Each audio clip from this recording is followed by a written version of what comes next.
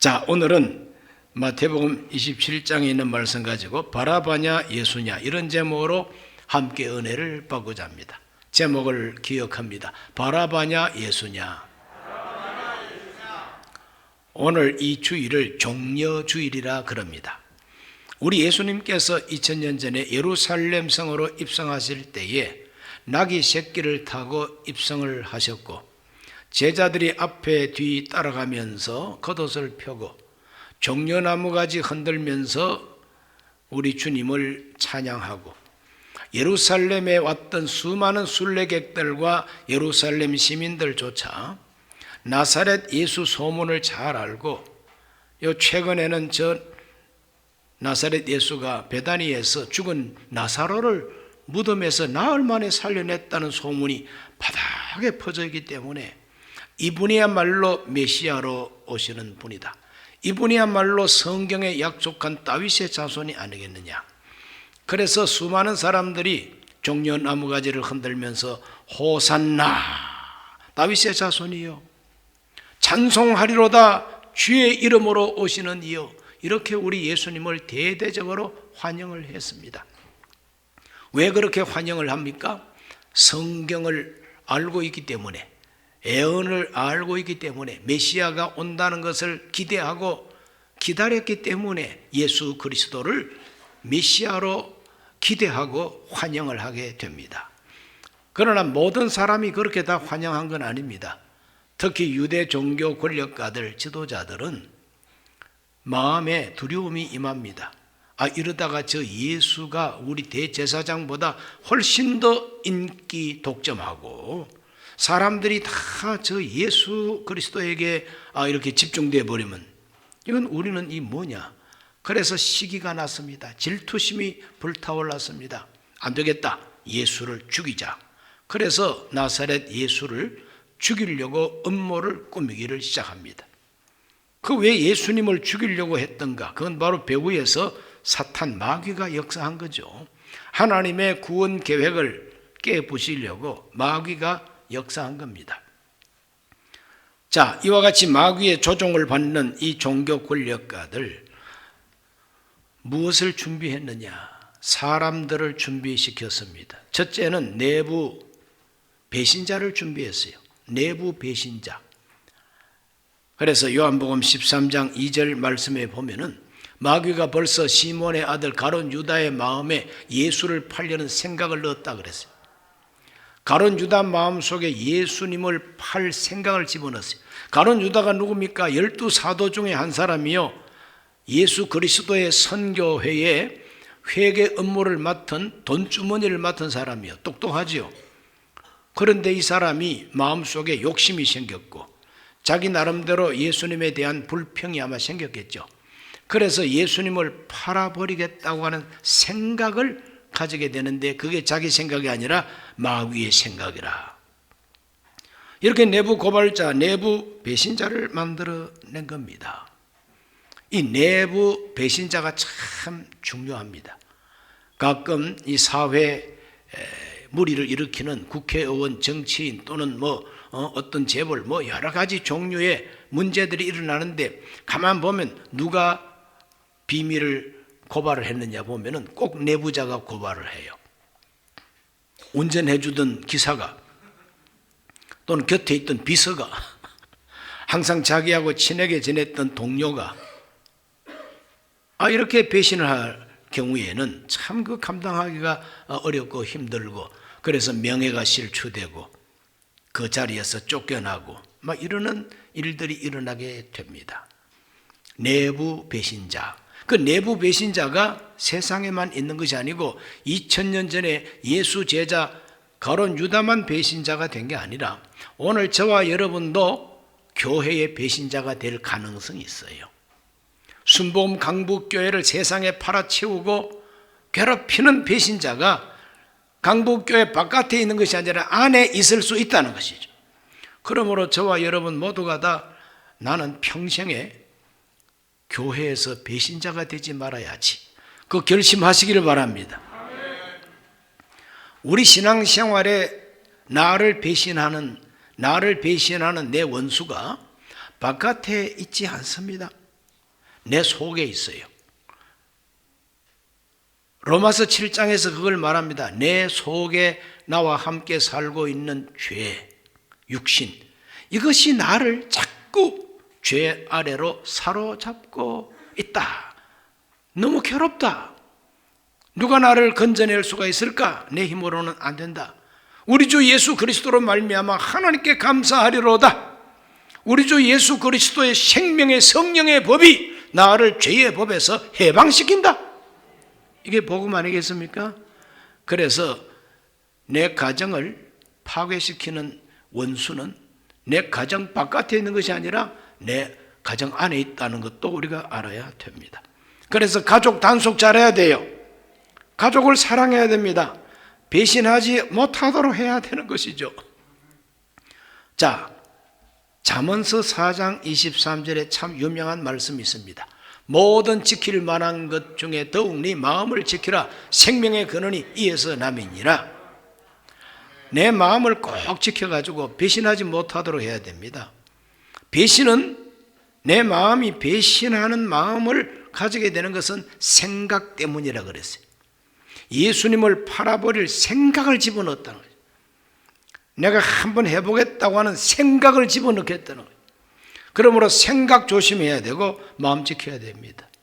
생각은 씨앗처럼 들어가서 뿌리 내립니다. 그러므로 부정적인 생각, 좋지 못한 생각, 나쁜 생각, 배반할 생각, 그런 생각이 오면은 예수님의 이름으로 물리치시길 바랍니다. 말씀과 기도로 생각을 잘 구별하셔야 돼요. 그래서 마음을 지키면 우리는 배신자가 되지 않게 됩니다. 사탄은 두 번째로 뭘 준비했느냐? 부패한 정치, 부패한 종교 지도자들을 만들어냈어요. 이 부패한 종교 지도자들, 그게 바로 권력가들입니다. 종교 권력가들입니다. 요즘 우리 한국식으로 말하면 총회장, 노회장, 지방회장, 목사, 당회장, 다 그런 사람들이죠. 이런 사람들이 예수 그리스도를 십자가에 못 박도록 했습니다. 그때 당시에 그 대제사장들은 유대 종교 최고 지도자죠. 그러나 예수님은 그 대제사장을 보고 강도라고 했습니다. 너희들은 강도 때다, 강도 때. 왜? 하나님의 성전은 기도하는 집이 돼야 되는데 너희들은 장사해가지고 폭리를 남기고 사람들한테 성전 출입세를 받아먹고 돈 벌기에 급급한 도둑놈들 아니냐. 너희들은 강도라 그랬어요. 유대 종교 지도자들, 사회 지도층들 모두가 서기관과 바리새인들입니다. 이 서기관과 바리새인들을 보고 예수님은 너희들은 위선자라 그랬어요. 회칠한 무덤 같으니 바깥은 하얗게 칠해놓고 속은 시체가 썩어가는 냄새를 피우는 인간들이다. 너희들은 지옥 판결을 피할 수가 없다. 독사의 새끼다라 그랬어요. 지독한 지적이죠. 예. 요즘도 목사가 누굴 보고 독사의 새끼야 그러면 가만히 있겠어요? 우리 예수님께서는 그때 유대 사회의 실권자들을 바라보고 강도 때라고 그러고 독사 새끼라 그러고 위선자라 그러고 지옥 판결을 피할 수가 없다 그랬어요. 그런 사람들이 예수님을 십자가에 못 박게 되는 것이죠. 이 사람들은 71명으로 구성된 산헤드린 공회라고 하는 자기들의 권력 집단이 있습니다. 그 산헤드린 공회는 재판도 하고 사람도 사형을 시킬 수 있는 그런 권세가 있는 유대 사회의 최고 권력 기구입니다. 이 사람들이 밤중에 기도하는 예수님을 체포해가지고 대제사장 집으로 끌고 가가지고 불법 재판을 하게 됩니다. 불법 재판이에요. 진실을 깨고 정의를 깨고 한 나라를 망치는 것은 불법 재판이에요. 불법 재판. 왜 불법 재판이었느냐? 산헤드린 공회에 이 재판 규정이 있습니다. 그 재판 규정은 죽일 목적을 두고 재판하면 불법입니다. 어떤 고발 사건이 들어오면 사실 조사부터 해야 되는데 아무 사실 조사도 안 하고 죽이려고 예수님을 끌고 와가지고 죽이려고 재판을 했으니 그게 불법 재판이요. 그 다음에 해가 없을 때, 해가 지고 난 다음에 어두울 때 재판은 불법이라 이 규정이 있어요. 그런데 예수님을 오밤중에 재판을 합니다. 밤중에 재판을 해요. 이게 불법 재판이죠. 또 재판을 할 때는 반드시 증인이 둘 이상 있어야 되고 그 두 사람의 증인이 같은 자리에서 증거하면 안 되고 다른 장소에서 증거해서 그 증거를 모아보니까 똑같다. 그래야 그 채택되는 증거입니다. 그런데 그런 과정 없어요. 증인 채택이 제대로 안 됩니다. 그러니까 불법 재판이에요. 또 명절 기간이나 안식일에는 재판을 못하게 되어 있는데 이 사람들은 6월절 기간에 재판을 하는 거예요. 6월절 기간에 재판은 그건 불법 재판이에요. 자기들이 만들어 놓은 규정도 스스로가 위반하면서 불법 재판을 하게 되는 거죠. 옛날이나 지금이나 이 불법 재판으로 정의를 깨부시고 한 나라를 뒤엎어버리게 되는 것이죠. 결국은 죽일 죄를 못 찾으니까 예수 그리스도를 유도신문합니다. 대제사장이 예수님을 보고 당신이 하나님의 아들 그리스도냐? 이렇게 질문을 합니다. 왜? 많은 사람들이 당신을 보고 그리스도라고 메시아라고 하지 않느냐?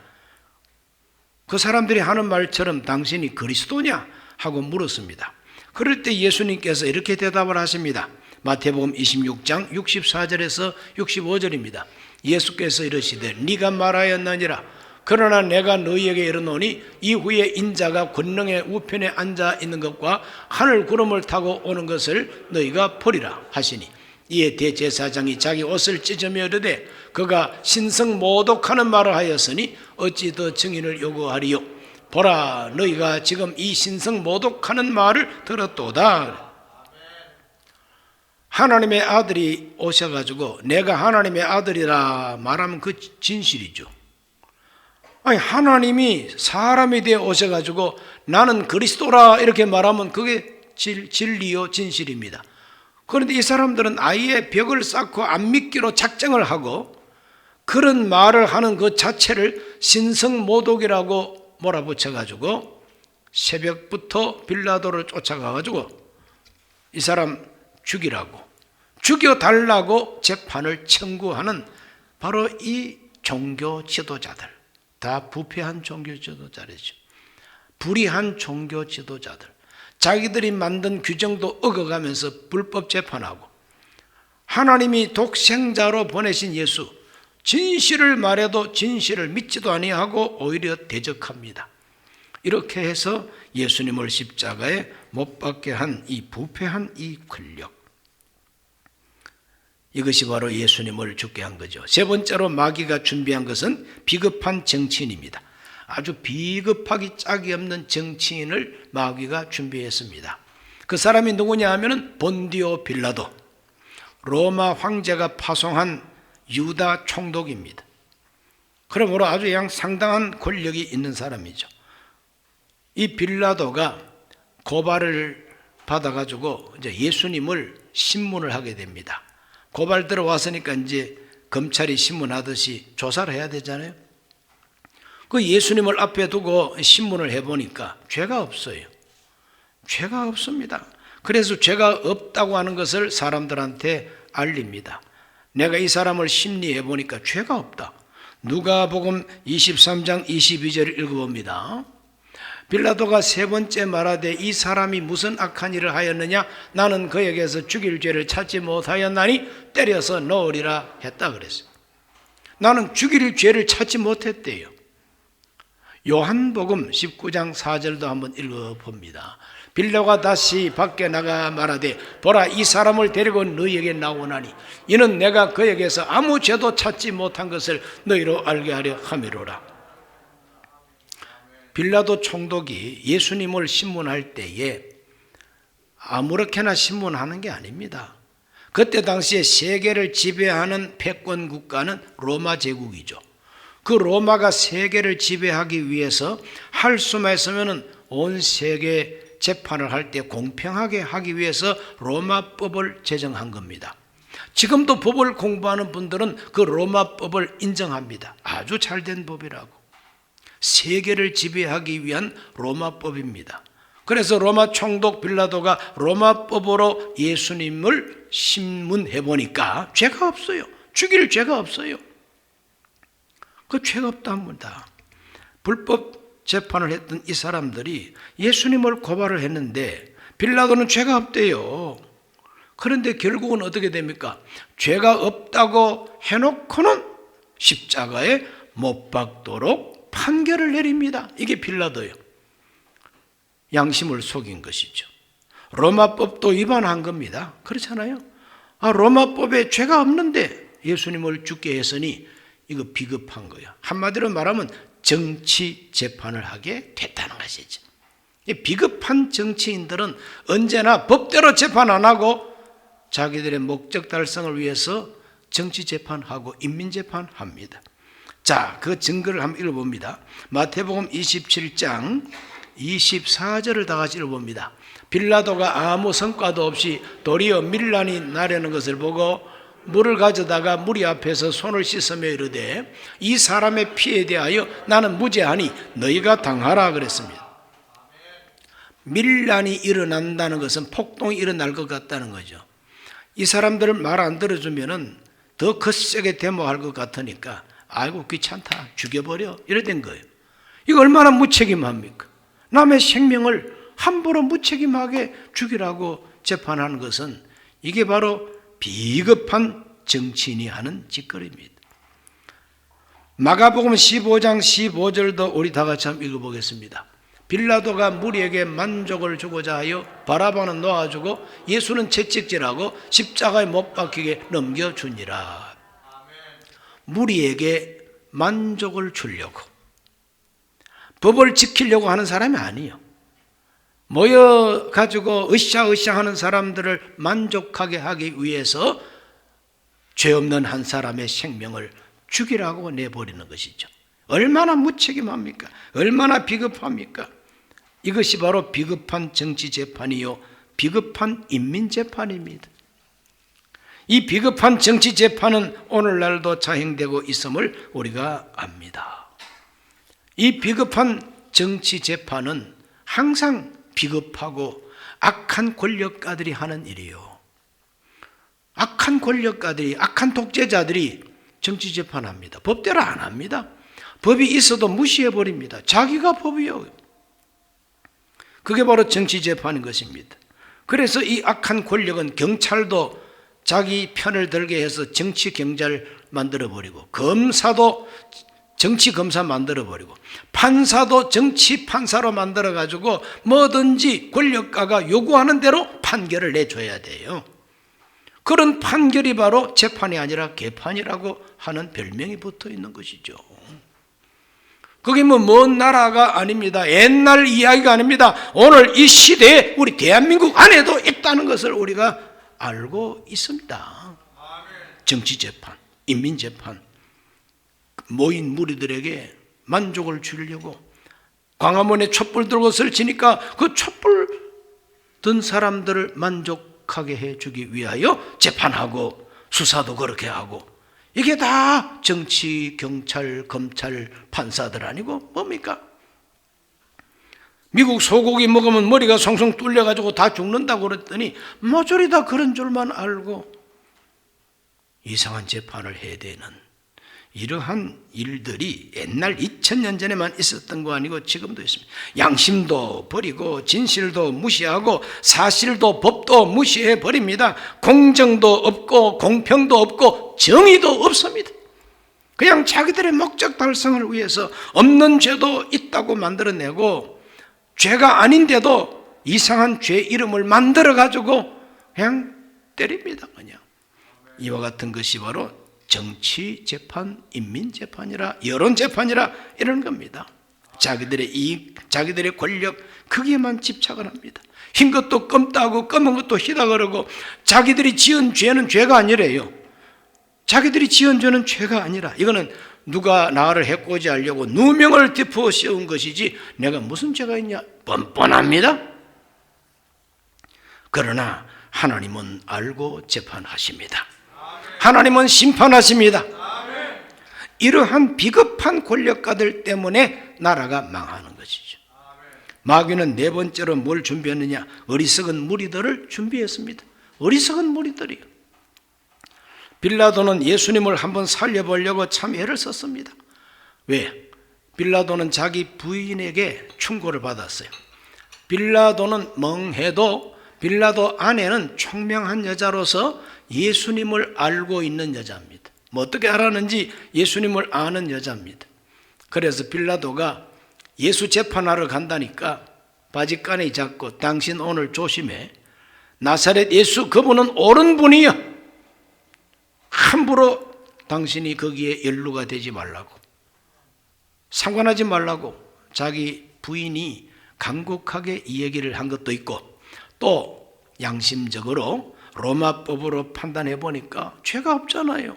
그걸 살려보려고 애를 써도 이 빠락빠락 기어 오르는 인물들이 있는 거예요. 그래서 빌라도는 이렇게 생각했을 것입니다. 이 사람들뿐만 아니라 또 다른 사람들도 있다. 이 다른 사람들 중에는 예수님이 예루살렘으로 올 때에 호산나 하고 환영한 사람들도 많지 않느냐. 그래서 시간을 좀 벌자, 좀 기다려보자. 그러면 그 사람들도 모이면 내가 다시 물어봐야 되겠다. 그래서 빌라도가 사람들이 더 많이 모였을 때에 예수님을 데리고 나와가지고, 자, 이 사람을 봐라. 너희들이 그리스도라고 하는 예수다. 내가 어떻게 하면 좋겠냐? 바라바냐 예수냐, 둘 중에 한 사람은 6월절 특사로 풀어주겠다 그랬어요. 바라바냐 예수냐. 오늘 설교 제목은 제가 지어낸 게 아니에요. 2000년 전에 빌라도가 했던 말을 제가 그대로 옮겨 적었을 뿐입니다. 바라바냐 예수냐 택하라. 빌라도는 속으로 그래도 호산나 했던 사람들 중에 살려주시오, 이렇게 말할 것을 기대했겠죠.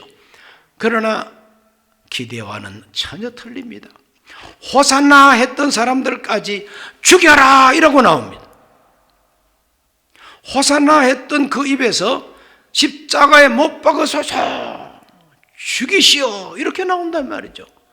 그러니 참 기가 막힙니다. 그래서 호산나 했던 사람들이 죽여라 하고 이렇게 나오니 이 군중들을 도대체 어떻게 하면 좋겠습니까? 아니, 어떻게 사람들이 이렇게 변할 수가 있느냐? 호산나 하고 양 온 예루살렘 들썩들썩하도록 환영을 해놓고 이제 와가는 죽여라 죽여라 그러니 이 사람들이 도대체 왜 이렇게 변질이 됐느냐? 그것은 마가복음 15장 11절에서 정확하게 말해주고 있습니다. 그러나 대제사장들이 무리를 충동하여 도리어 바라바를 놓아달라 하게 하니, 그랬어요. 대제사장들이 충동질을 했다는 거예요.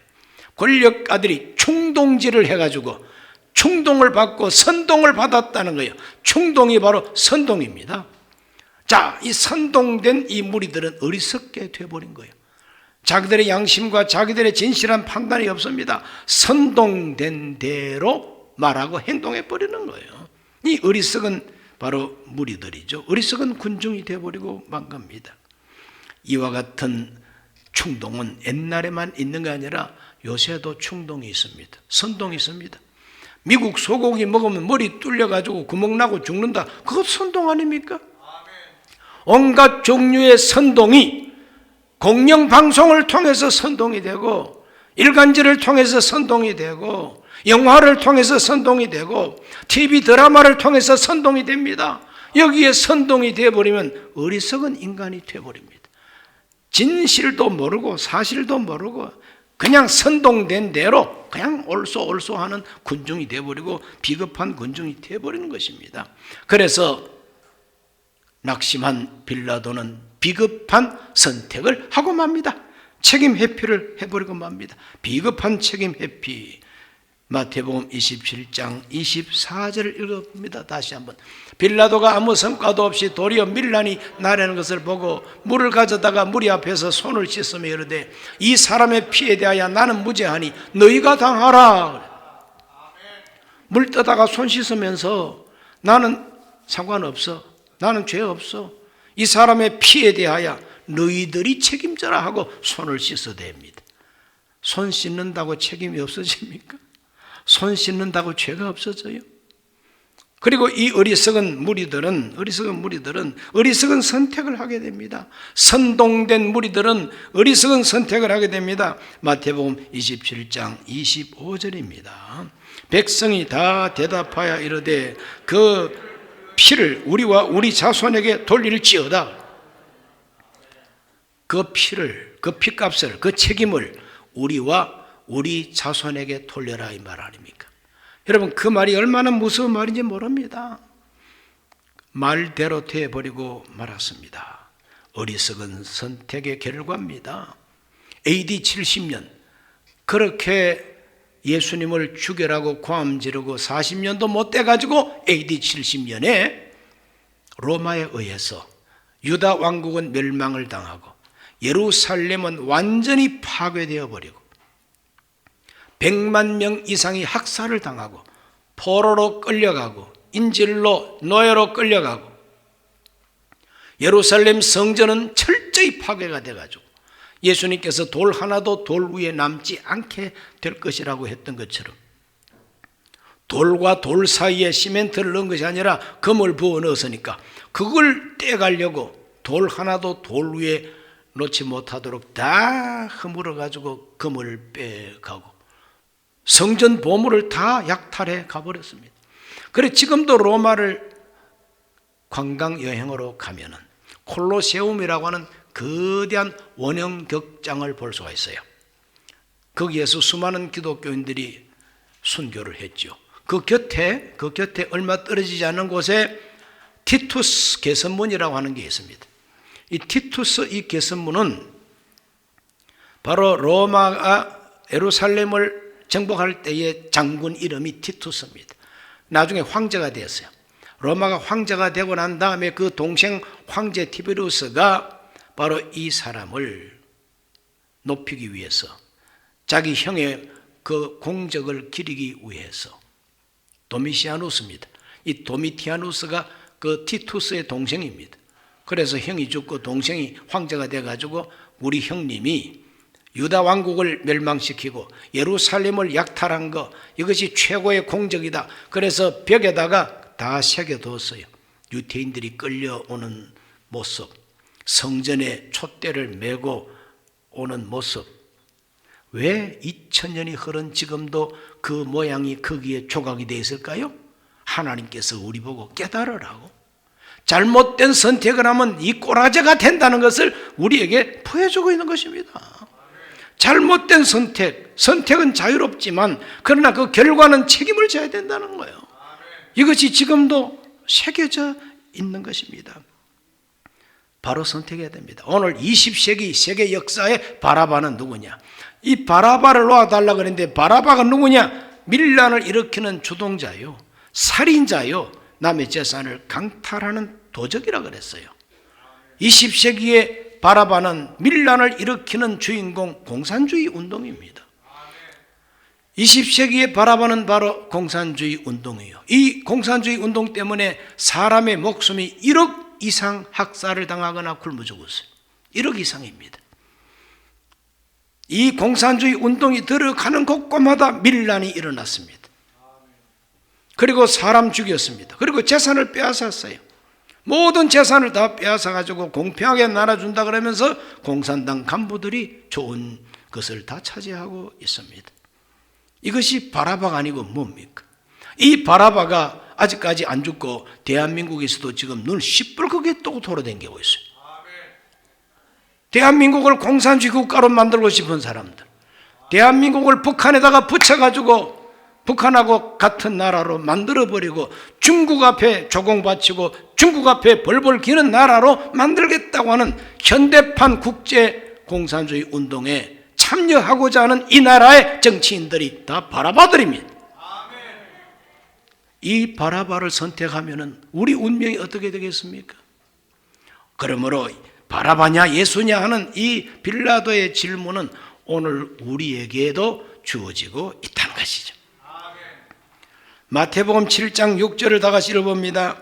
거룩한 것을 개에게 주지 말며 너희 진주를 돼지 앞에 던지지 말라. 그들이 그것을 발로 밟고 돌이켜 너희를 찢어 상하게 할까 염려하라 그랬어요.